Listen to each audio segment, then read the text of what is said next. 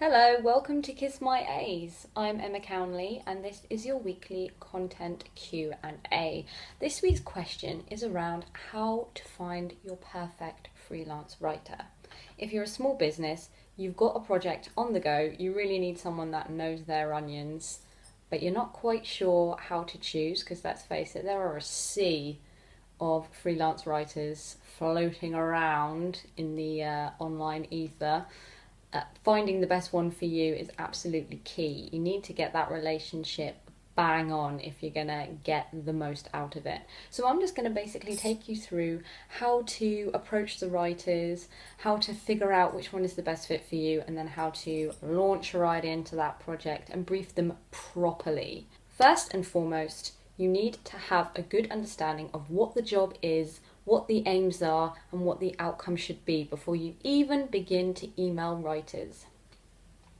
The best way to do this is to download my creative brief, which I will pop for you in the description box below. You need to understand exactly what the deliverables are. For example, I want 3 emails, a landing page, a couple of display adverts, and maybe one piece of print advertising for my campaign. The aim of the campaign is to increase sign-ups for this. The customer we are talking to is this. The stage of their journey is this. For example, they've bought with us 5 times. They know who we are. We need to re-engage them by offering this particular product, etc., etc. These are all previous examples of things that we've done which are similar. This is the messaging I would like. These are the details for the promotion. You need to get all your ducks in a row before you start to approach writers.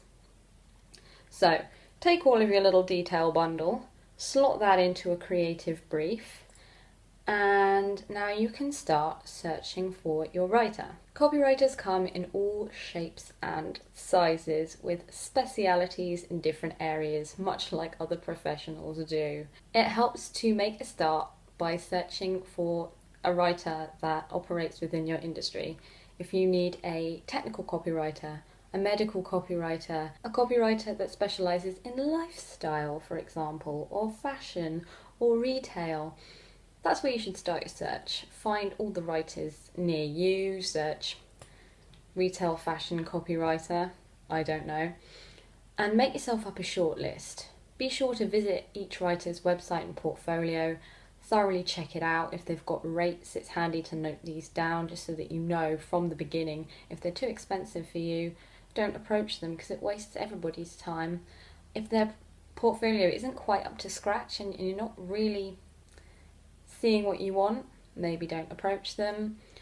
It's really helpful to look at how they're pitching themselves, how they're promoting their own business. It will give you a really good indication of how they're going to promote your business. So it helps to resonate with them on that level as well. So when you have your shortlist, fire off an email to each of your writers, including the brief. Just tell them a little bit about yourself, a little bit about the project, and say, I'd really love for you to be able to pitch for this job. Are you interested? Now, asking a writer to pitch, it really goes a long way if you pay them for that pitch. If it helps, set out some guidelines before you even get started. Say maximum of 1 hour paid pitch. That way you don't have a writer that runs off and spends an entire day constructing a pitch for you and then saddles you with a giant bill. And on the other hand, you're not asking them to pitch for free. Now this gets the relationship off to a really good start because there is nothing a freelancer dislikes more than pitching for free because time is money. Now this sounds incredibly shallow, I know, but when you have a ton of clients on the back burner and somebody new comes in and wants you to pitch for free, you know, it's a real business threatener. And the project has to be really damn good if I'm going to pitch for free. I'm just saying that, you know. Other writers may offer to do it, but that's probably because they've got a lot more time on their hands than I have.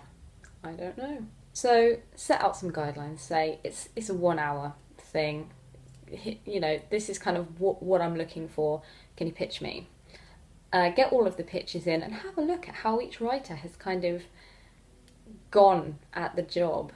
And by this point you'll have a good feel for how they work, how communicative they are, whether you like their style, whether you think they've got it quickly. You really need to be assessing them at this stage, and just be very cautious when you do sign on. Now, as a writer, one thing I always like to do is to do a little trial. If it's going to be quite a big project that runs on, for example, an entire website, or they'd like support for their blog long term, I'll never tie anybody into a huge, giant, long-term contract first off. You need to know that the relationship is there on both sides, especially if you are going for the long term. So it might be worthwhile saying, style up this page for me and I'll obviously pay you for the work, and see how we go. If the relationship is there, be like, okay, here's the rest of the job, let's go for it. Again, it's really important to have that good quality brief. Make sure you have all the supporting documents. Maybe get in on a conference call, get them into the office, meet them face to face, have a great chat, and really get into the nitty gritty of the project. Make sure they're asking you lots of questions and you're asking them a lot of questions. Always make sure that you have the deadline set in stone as well, and that they're touching base with you every so often so that you've got a bit of a progress report. I can understand that there's nothing more worrying than handing a project off and hearing nothing but radio silence for days on end. You just think, what are they doing? Are they there? Are they writing it? When's it going to be back? A really good freelance writer will keep you in the loop. And if they do have any questions, no matter how dumb, please answer them.